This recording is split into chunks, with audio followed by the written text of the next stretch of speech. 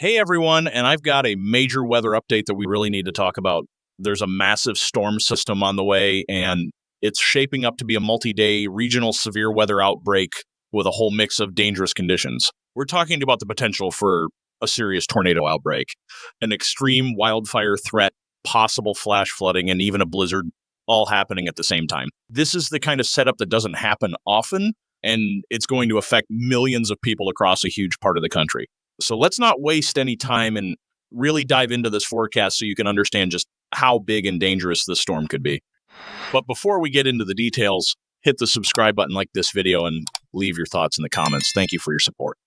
Starting off with Friday, March 14, 2025, the Storm Prediction Center spec has just issued a fresh outlook, and it's already showing a pretty alarming situation. We've got an enhanced risk of severe weather stretching all the way from southeastern Iowa down through northwestern Alabama. This is a huge area, and an enhanced risk on day 3 of the outlook is not something we see very often. That tells us just how confident forecasters already are about the severity of the system. It's also very likely that at least part of this region could see an upgrade to a higher risk category as we get closer to the event. If you're in cities like Peoria, Illinois, or Springfield, or even down in St. Louis, you need to be paying close attention. The same goes for southwestern Kentucky, western Tennessee, including Memphis, and parts of Mississippi and Alabama like Tupelo and areas near Huntsville. This is shaping up to be a pretty dangerous day for severe weather across this entire region. Now, while tornadoes are definitely possible on Friday, I personally think the biggest threat that day will be from straight line damaging winds. We're likely looking at a huge line of severe storms stretching across a massive portion of the country. And when you have a system like this, the sheer volume of damaging wind reports can be staggering. We're talking about thousands and thousands of instances of tree damage, roofs being torn off homes, mobile homes being flipped. And while it might not all be tornado-driven, the damage from those winds can be just as destructive and widespread. The worst part, this system could end up affecting 20 to 30 million people. That's a huge number of people under threat. And I really want everyone in this risk area to take it seriously. It's going to be a long and destructive day. And from what I can tell, we'll probably be live covering this for an extended period of time because of how intense it's shaping up to be. But even with all of that, the latest trends suggest that Saturday, March 15 could actually be even worse when it comes to tornado activity. There's already a broad, slight risk area extending from Ohio and Pennsylvania all the way down to Louisiana and Florida. But what's really concerning is that the SPC has issued a 30 risk area, which is pretty high this far out for parts of southeastern Tennessee, the Gulf Coast, and surrounding regions. This is the area where we're likely to see the most significant tornado potential, possibly more supercells, larger tornadoes, and a greater overall tornado risk compared to Friday's system. That being said, we can't overlook the tornado threat on Friday either. While the primary concern remains damaging winds, there's still a chance for a few strong tornadoes as the system moves through late Friday night into the early hours of Saturday morning. And unfortunately, any tornadoes we do get on Friday are likely to happen at night, which makes them even more dangerous. Nocturnal tornadoes are harder to spot and harder to warn for, and they catch people off guard when they're asleep. So if you're in southern Illinois, northern Mississippi, or northern Alabama, you need to have a way to receive weather alerts while you're sleeping. Let's take a step back and look at how this storm is going to develop. On Thursday, March 13, the western U.S. is going to start seeing the early impacts of this system. We're expecting heavy snow across Idaho and parts of California, along with some significant rainfall along the coast of California, Oregon, and Washington. But the real danger doesn't show itself until the system crosses the Rocky Mountains and starts undergoing rapid cyclogenesis over the plains. But before we get into the details, hit the subscribe button, like this video, and leave your thoughts in the comments. Thank you for your support. When that happens, and it's going to happen fast, we're going to see a very deep low-pressure system develop with pressures potentially dropping to 980 or even 970 MB.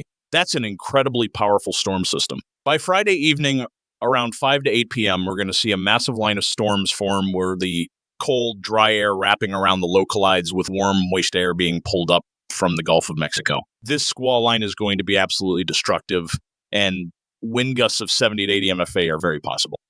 As this line moves into areas like Des Moines and Cedar Rapids later in the night, closer to 10 or 11 p.m., things could get even more intense. Down south, where there's more moisture and instability, we could see more isolated supercell activity. Places like Memphis could start seeing a heightened tornado threat between 11 p.m. and 2 a.m., and that's where we need to be especially vigilant for strong, potentially long-track tornadoes. By Saturday afternoon, the situation takes another turn. While the initial squall line moves into Canada and starts to lose its severe weather punch, a secondary system begins forming along the trough. This secondary system is going to have way more moisture to work with, thanks to consistent transport of warm, humid air from the Gulf. With that increased moisture and daytime heating, Saturday is shaping up to be a much more robust tornado day across the Deep South. By 2 p.m. on Saturday, we'll likely see a new round of powerful storms forming across Louisiana, Mississippi, Alabama, and parts of Tennessee. And this is where things start getting very concerning. We're seeing indications of extremely strong low-level jet stream winds aligning perfectly with this high moisture environment, creating the perfect conditions for violent tornadoes. This setup could potentially warrant a rare high-risk outlook from the SPCB. But of course, it's still a few days out, and there's time for things to change. As we look even further ahead, this system will continue pushing eastward into Sunday, March 16, impacting the entire eastern seaboard with severe weather. We're not quite sure about the specifics yet, but roughly 50 million people could be at risk for strong storms, damaging winds, and isolated tornadoes.